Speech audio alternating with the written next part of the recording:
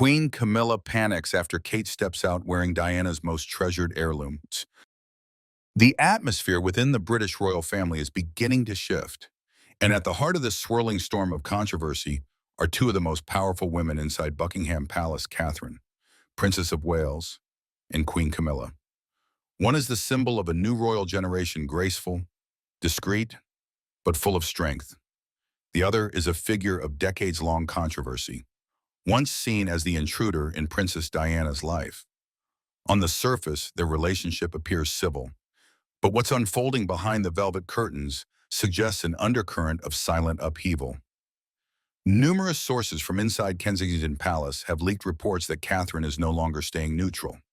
She is increasingly showing open support for her late mother-in-law, Princess Diana, in ways that are subtle yet unmistakably defiant. From her clothing choices, echoing Diana's iconic style, to her appearances wearing jewelry that symbolizes compassion and public love, Catherine seems to be sending a clear message: the past cannot be buried, and the truth must be acknowledged no matter who wants it hidden. Has Catherine chosen a side, and is Camilla beginning to feel the suffocating pressure from the younger woman who is slowly reclaiming the public's trust, something Camilla herself never truly possessed? The quiet battle between the current queen and the daughter-in-law of a legend is beginning to emerge. And this time, the loser may not only forfeit reputation, but also their standing within the royal family itself. The Buckingham Palace banquet unfolded in a grand atmosphere, chandeliers casting a shimmering glow on crystal goblets and the dazzling gowns of the elite. But the moment Catherine entered the grand hall, every sound seemed to vanish. A wave of silence swept through, drawing every gaze toward the Princess of Wales. It wasn't simply because the wife of the heir to the throne was in attendance. It was what she wore on her head, the legendary lover's knot tiara, that spoke louder than any words. The lover's knot tiara, officially known as the Cambridge Lover's Knot Tiara, is not only a masterpiece of British royal jewelry, but also a living symbol of love, tragedy, and resilience. Commissioned in 1914 by Queen Mary and crafted by Gerard, the tiara was inspired by a treasured heirloom once belonging to her grandmother, featuring rows of intricate lover's knots interwoven with radiant diamonds and dangling pearl drops. The tiara shines not just for its materials, but for the story it has carried across more than a century. However, it wasn't until the tiara was gifted to Princess Diana by Queen Elizabeth II as a wedding present in 1981 that the lover's knot became a global icon. Though Diana initially found the tiara heavy and headache-inducing, she continued to wear it regularly at key diplomatic events. Each time Diana appeared with the lover's knot, the global press swooned over her classic beauty and timeless elegance. That tiara, perched on her blonde hair and sorrowful gaze, became a lasting image in the minds of millions, a symbol of grace and a wounded heart. After Diana's tragic death, the tiara was placed into storage, a relic too sacred to touch. It remained there until Catherine, wife of Prince William, began wearing it again at formal occasions. With that, the whole of Britain seemed to relive its cherished memories of the people's princess. From then on, the lover's knot was no longer just a royal accessory. It became a symbol of generational continuity among royal women, between Diana and Catherine, between pain and pride, between loss and hope. A tiara where every pearl seemed to carry a piece of England's heart. Now resting on Catherine's elegant, poised head, the tiara shimmered with exquisite diamonds and pure pearls. Once closely associated with Princess Diana, it now gleamed proudly atop Catherine's refined hairstyle. Under the soft, golden lights, the jewelry didn't merely reflect physical light, it ignited long-sleeping memories. A whisper was heard somewhere in the hall: "It's like Diana is here." Then another, and another, spreading like a wave. Emotional glances, quiet nods among the haughty aristocrats, even teary eyes from those who once adored the people's princess. As usual, social media exploded from the very first photos. Within minutes, images of Catherine wearing the lover's knot tiara flooded Instagram, X, and TikTok. Hashtags like #NewPeoplePrincess and #Diana returns quickly climbed the global trending charts. Analytical posts comparing Catherine to Diana began appearing everywhere, not only for their similar elegant styles, but also for their eerily parallel aura, composure, and unwavering dedication. The media quickly gave Catherine a new title, the New People's Princess. A sensational headline splashed across the front page of the Daily Mirror. Catherine didn't just wear the crown, she wore a legacy. Praise poured in from all directions, as if the public had been waiting for this very moment for years. No one had to say it out loud, but it was felt unmistakably this was no longer Queen Camilla's night. It was Catherine's and Diana's. Camilla, standing not far away, donned an opulent emerald blue evening gown in the stately Greville teardrop tiara, trying to maintain composure. She smiled, lips slightly curved as if everything was under control, but her eyes, those eyes could not lie. Camilla looked at Catherine, or more precisely, at the tiara on her head, a symbol of a woman she had once tried to erase from royal memory with a gaze mixed with confusion, bitterness, and an unnamed fear. Because more than anyone, Camilla understood every gaze in that room, every photographer's lens, every whispered word behind a fan had chosen the other side. An elderly guest, a lady of noble Gloucestershire lineage, tilted her head and whispered to the person beside her, just loud enough for someone to overhear, "Camilla looks frozen." Catherine's tiara isn't just jewelry, it's a message about legacy and the people's love. That remark spread like wildfire. At the small table clusters, no one was discussing the menu or charity policies anymore.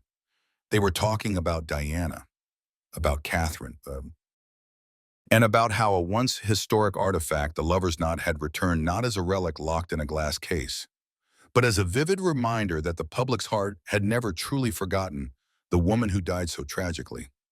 Camilla lifted her wine glass, lips brushing the rim but not sipping. Her eyes swept the room, searching for a sympathetic glance. But everyone was looking at Catherine, the woman who had deftly turned her appearance into a message, unspoken yet cuttingly sharp. With no retaliation, no harsh words, Catherine merely walked in with innate grace and a tiara heavy with memory and shifted the entire dynamic. Camilla knew all too well royal power does not lie solely in titles or rituals. It lies in the public's heart. And tonight she had lost not because Catherine outranked her, but because Catherine had touched a wound that never truly healed in the British consciousness, a wound named Diana. And no matter how hard Camilla tried, the truth remained: one tiara, worn by the right person at the right moment, was enough to overturn everything. Camilla, now queen in title, entered the event with carefully composed poise. Upon her head rested the lavish Greville tiara, once owned by the Queen Mother and later Queen Elizabeth II. Crafted from platinum and adorned with vintage diamonds, the Greville was a symbol of royal succession, deep tradition, and power. But that night, despite the spotlight and regal attire, Camilla could not outshine the image of Catherine wearing the lover's knot, steeped in Diana's legacy. The Greville exuded authority but lacked the soul that the lover's knot carried, the soul of a woman once adored by the world. Sources close to the palace revealed that Camilla was deeply hurt to learn the lover's knot. The tiara that had defined Diana had been given to Catherine instead of herself, even though she now held the title of queen. It wasn't just a public relations defeat, it was a blow to her pride. In a private conversation, she reportedly questioned her closest advisors about Queen Elizabeth II's past decision. Why not her after all she had endured? Why was her position still that of an outsider? Some royal aides believed Queen Elizabeth II had deliberately chosen Catherine not only because of her role as the wife of the future king, but also due to the personal trust and calm reliability she saw in her granddaughter-in-law. Others argued the decision had been made earlier, at a time when Camilla was still consort and lacked the influence to make such requests. Whatever the reason, one truth was undeniable: the tiara beloved by all of Britain now belonged to Catherine, and Camilla, throne or not, was not the chosen one. On social media, Images of Catherine wearing the lover's knot spread like wildfire. Comparison posts between her and Diana flooded Twitter, Instagram, and royal forums. Emotional comments poured in Catherine, "You're the true heir to Diana. Same eyes, same grace. This is the people's princess." Part 2. Meanwhile, Camilla was pushed out of the narrative. No one talked about the Greville tiara. No one asked about her gown. Some even revisited her past with biting words. She's just living in the shadow of the woman she once tried to replace. Camilla had weathered many storms of public opinion, but this time, the coldness of being forgotten was far more terrifying than criticism. Behind the scenes, a server recounted that Queen Camilla sat alone after the event, her eyes red but without a single tear falling. She didn't cry, not because it didn't hurt, but because the pain was too old, merely reopened in a cruel way that night. People say, some wounds never heal. It only takes a glance, a dress, or a tiara to make them bleed again. Catherine's presence was like a reverse mirror, exposing the cracks in the image of a queen that Camilla had been trying so hard to maintain. Every compliment given to Catherine, every article mentioning Diana, was an inadvertent slap to the past that Camilla could never erase. Public opinion may subside, and time may ease the shocks, but memory does not sleep. And the memory of Diana of those chaotic years, of the pain she endured in silence, is now more alive than ever in the hearts of the public. Catherine's presence doesn't just evoke Diana visually, it revives the values Diana once embodied: compassion, devotion, and a beauty that goes far beyond appearances, the beauty of kindness. The more silent Camilla became, the more she was swallowed by waves of comparison. People whispered that a crown does not make a queen, it is the heart and legacy left behind that truly last. And in that comparison, Camilla has never won. Not because she never tried, but because Diana's shadow is too immense. And now that shadow is being carried forward by Catherine in her own way without proclamations, simply through an undeniable presence. Catherine continued to do what no one expected. She began to recreate Diana's image in a subtle yet deliberate manner, not through grand declarations, not through tears or memoirs, but through clothing, jewelry, glances, and an unwavering resolve in every one of her choices. The light blue dress with puffed sleeves that Catherine wore during a visit to a children's care center was eerily similar to a design Diana had worn in 1983 in Australia.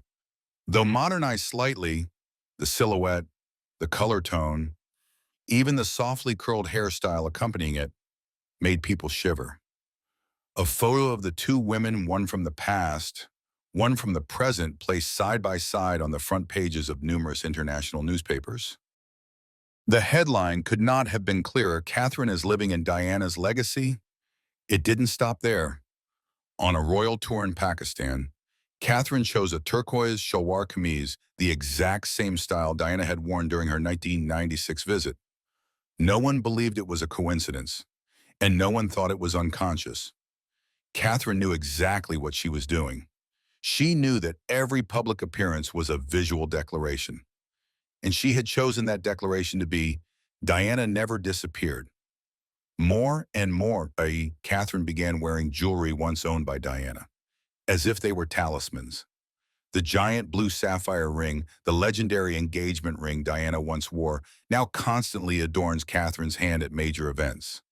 The three-strand pearl bracelet, the rosebud-shaped brooch, and even the sapphire earrings Diana wore during her trip to New York all have reappeared through Catherine. Quietly yet powerfully, people whispered Catherine is becoming Diana. But no, this was not a transformation, it was a continuation, a public act of affirmation. The love, devotion, and empathy Diana had painstakingly built would not be buried by time, nor erased by shadowy schemes.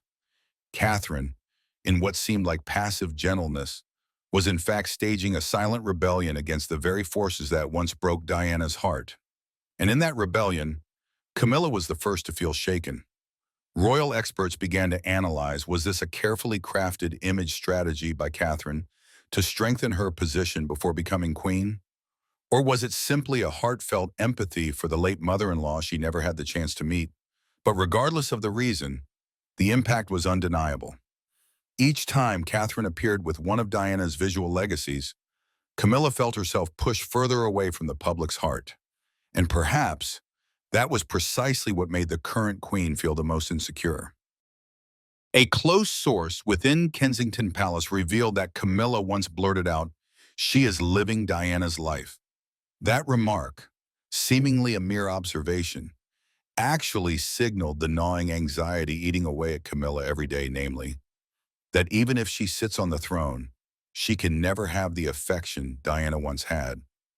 And now, Catherine is slowly reclaiming that, even if it's not for herself, but for the woman from whom the royal family took everything.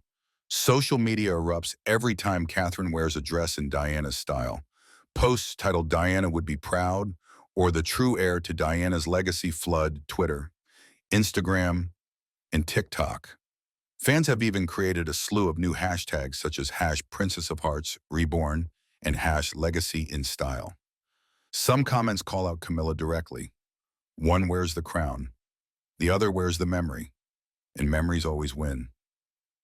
Meanwhile, Buckingham Palace's media advisors have begun to look flustered. They can't forbid Catherine from wearing dresses reminiscent of Diana. They can't stop her from donning inherited jewelry. But they understand a single public appearance is enough for Catherine to overshadow months of image planning for Camilla. And most terrifying of all, she does it without uttering a single word. Catherine doesn't need to mention Diana's name. Her quiet reclamation of that legacy makes her unforgettable. In a world dominated by media, Catherine chooses to remind through silence, and that is what makes the public trust her more than anyone.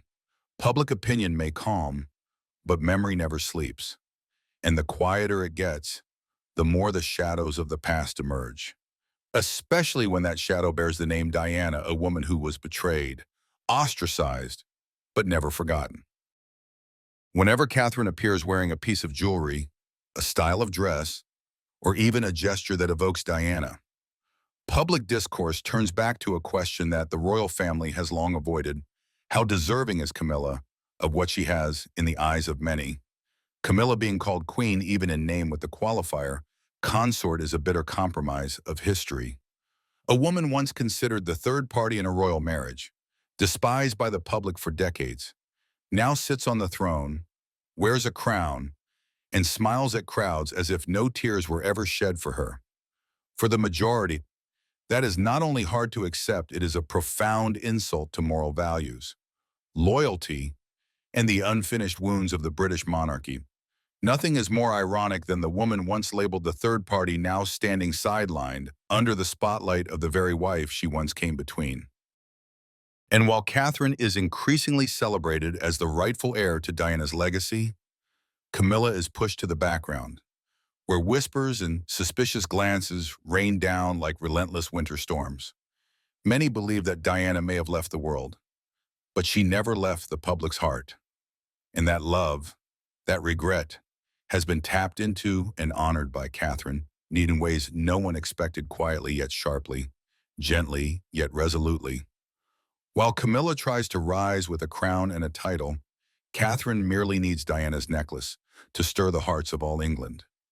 Thus, perhaps what hurts Camilla the most isn't losing the spotlight, but the brutal truth becoming clear: she can wear the crown, call herself queen, but she will never truly touch Diana's legacy, not because of protocol, but because of the hearts of the people.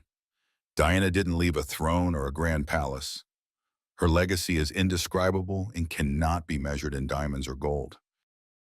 These are values that shook an entire monarchy to its core.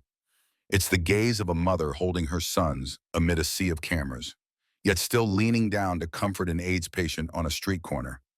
It's her appearances in humble attire, far from ceremonial pomp, in a minefield in Angola, confronting danger to prove that courage doesn't require coronation. To millions worldwide, Diana was a revolution wrapped in femininity. She did not rebel against monarchy, yet her gentle determination challenged it. From raising her two sons with true maternal love to severing the artificial bonds of her marriage with Charles, Diana taught the world that empathy and dignity cannot be warped by royal ceremony. And those moments, those values, became a living legacy woven into each item she left behind. The lover's knot tiara is one such example. No one wears it without comparison to Diana. No one dares wear it without feeling the weight of public expectation, as if being evaluated for worthiness of that legendary memory. When Catherine dons it, people don't merely see a royal bride, they see the silhouette of a woman walking the rocky path between power and heartbreak. But that wasn't the only item left behind. There was also the Cartier tank watch that Diana wore throughout her post-divorce years, a symbol of personal freedom. There was the blue sapphire bracelet, which later became Catherine's engagement ring, proof of the continuation of love and loyalty. And there were dozens of iconic dresses, once worn during the moments when Diana made the world hold its breath, like the black velvet gown she wore to dance with John Travolta at the White House, or the daring revenge dress she wore on the very day Charles admitted to his affair. Each item, each of those symbols, are like fragments of a legend still unfinished. And when Catherine chooses to wear them again, or carry them with her, the public understands this isn't imitation. It's a tribute, a way to ensure Diana's memory doesn't fade into the past, doesn't get replaced by the artificial polish of newly granted titles. Camilla, even if she wanted to, could never touch those legacies. Because what she once stole wasn't just a marriage, but a part of the trust of millions. And that kind of trust, once betrayed, never returns no matter how many crowns are worn or how many expensive dresses are put on. Some say time heals all wounds, but there are wounds that only take a glance, a single word, or a familiar item from the past to begin bleeding again. Every time Catherine appears in an image that recalls Diana, Camilla is pulled back to the time when she was just a whispered name behind closed doors. And this time, Diana isn't here to speak, but Catherine is silently answering on her behalf. The legacy Diana left behind, therefore, does not lie in objects. It lives in the collective memory of the public, in the uncontrollable emotions sparked by a familiar image. It is the unfinished love, the trust that never got to heal, the nameless but ever-present regret.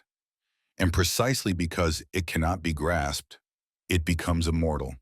Camilla may be queen on paper, but in the hearts of millions, that title still belongs to Diana, and now, in part, is being preserved by Catherine with all the respect and strength of a woman who knows exactly where she stands in the course of history. No proclamations, no competition, just the right presence, at the right time carrying that legacy with pride. The moment Catherine appeared with the lover's knot tiara wasn't merely a fashion hit that made headlines. It was a silent yet powerful declaration of legacy, of reverence, and of emotional continuation. Amid flashing lights and endless whispers, people didn't just see the current Princess of Wales, they saw the spirit of Diana, the woman who once shook the royal institution, living again through each step of her daughter-in-law. Camilla may bear the title of queen.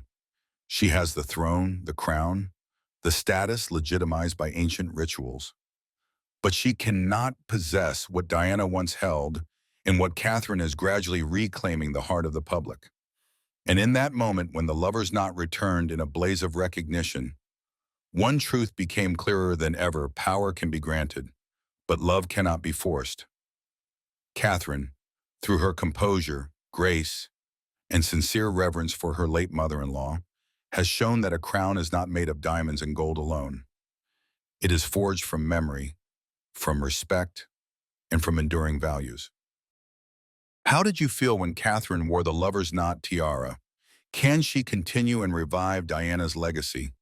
Leave a comment below and follow the channel to explore more untold truths behind the British royal story.